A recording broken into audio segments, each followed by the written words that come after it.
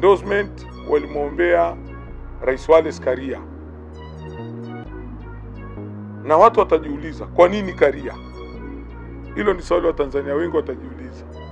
Lakini pia najua Tanzania wengi wanajua ni kwa sababu gani imekuwa Karia na si mtu mwingine. Karia ni rais wa mfano. Ni rais ambaye amefanya mambo kwa mtu wa kawaida asojua mpira wetu ulipotokea na hapo ulipo ulikuwa wapi, hawezi kuelewa. Lakini wenye kujua wanajua. Kazi walizozifanya anajua.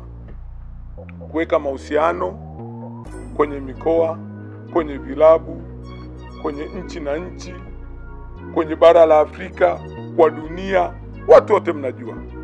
Sina haja ya kulizungumzia kirefu, lakini mnajua ni rais wa mfano na amefanya mambo makubwa ambaye hayapimiki wala hayahesabiki. Hiyo ndo sababu kubwa. Kwa kweli kutoka kwenye mkutano mkuu swala la endorsement na wajumbe wakaridhia, mimi sioni sababu gani ya watu sasa hivi tunaanza kujibizana na kupiga kelele.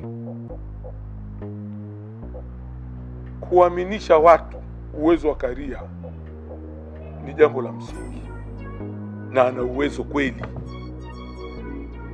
Ana uwezo kweli.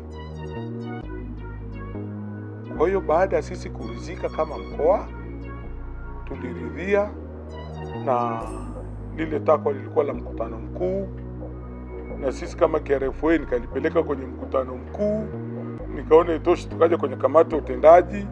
Kwa ni kweli tulimpa Karia endorsement.